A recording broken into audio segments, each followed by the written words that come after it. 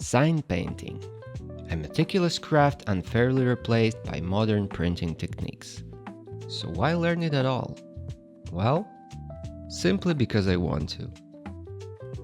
And you're about to witness my first shaky steps in learning this iconic skill.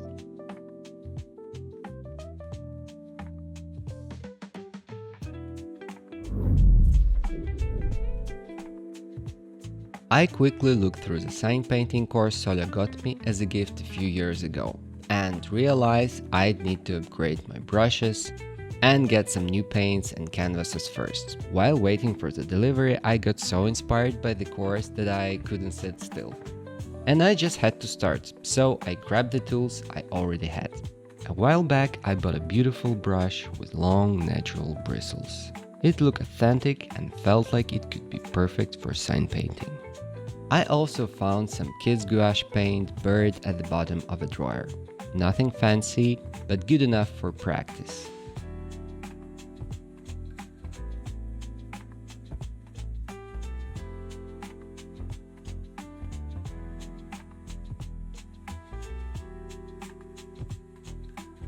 My first lines were jagged, like the brush was tracking my nerves in real time. Every twist and turns came out rough and unclear. My chisel strokes looked off because I rotated my wrist either too fast or too slow. I couldn't apply the right amount of pressure, and straight lines turned into pear-shaped blobs.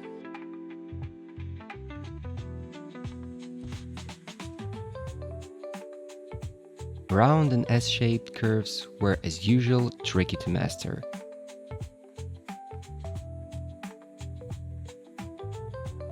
But what really disappointed me were the script letters. I usually feel very confident doing script letters with brush pens, but this actual brush was a whole different story.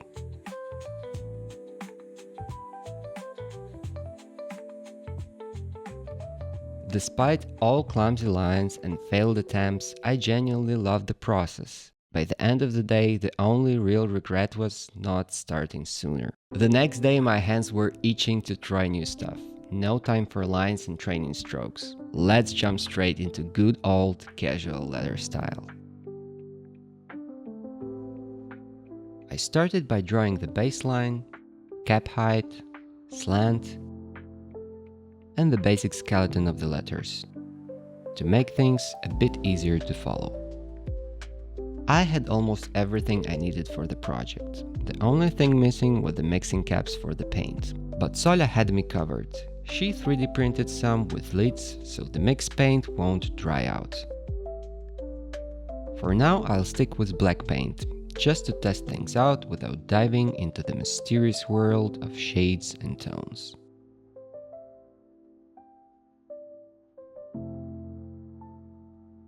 Before diving in, I needed to test my brushes and figure out which one felt right for me.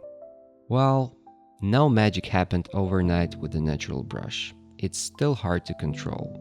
But yes, acrylic paint feels amazing and dries really fast on paper. The next one is Moderna.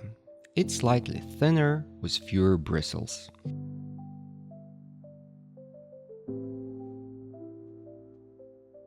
Right away, it feels firmer and easier to handle. The brush snaps back into shape quickly and gives smoother edges, but it doesn't hold enough paint for a full line. I think I'll save it for final touches. Now for the NocturnaPro Stroke. It's technically meant for watercolor and has softer synthetic bristles than standard sign painting brushes. But it came highly recommended. And I have to admit, it's a sweet spot. It's easier to control than the natural brush and holds enough paint for longer strokes.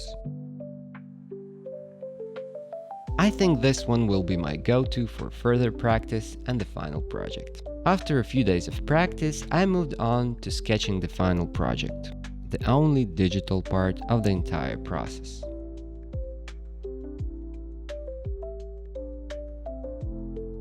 I came up with two versions. The first was the script lettering style I'd already worked with.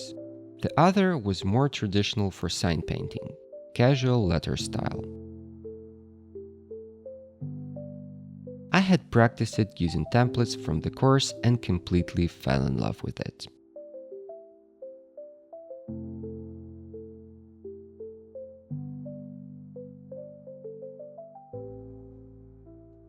So the choice between the two was obvious. Once I was happy with the sketch, I printed it out as a tracing reference for more practice, to build confidence, and for the final project itself. For practice, I used a roll of off-white paper. At first, I placed my tracing reference underneath. It looked transparent enough to trace through. But after a few very rough-looking letters, I realized I couldn't actually see the shapes clearly. So I decided to trace the contours with a pencil first, then go over them with the brush.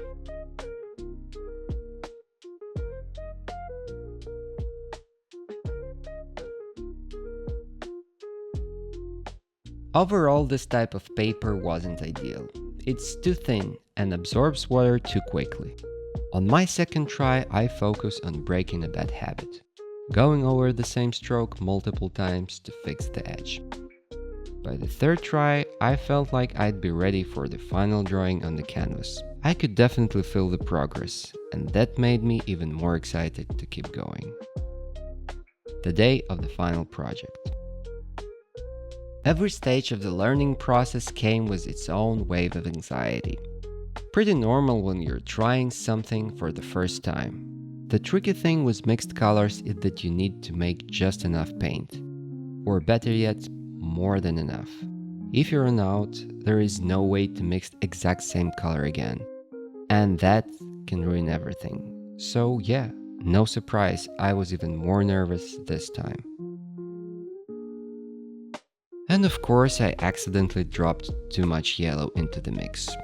So I had to add a lot of white to get the muted tone I wanted. Luckily, that amount turned out to be perfect to cover the whole background.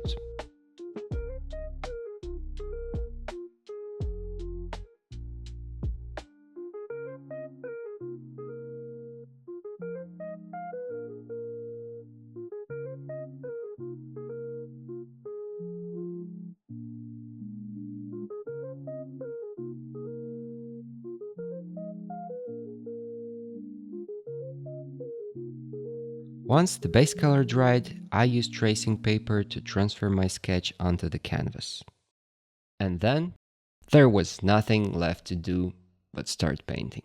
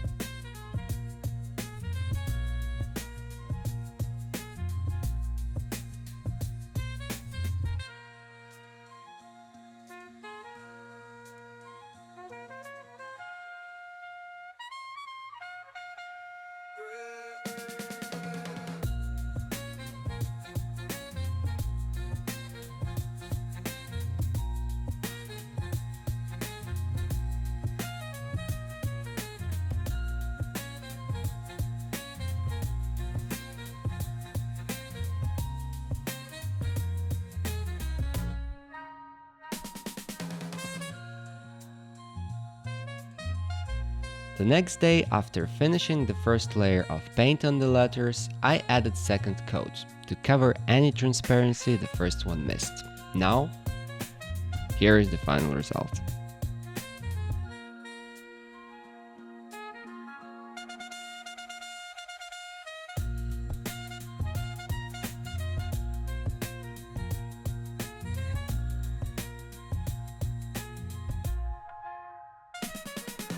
Thank you for watching and see you in the next video.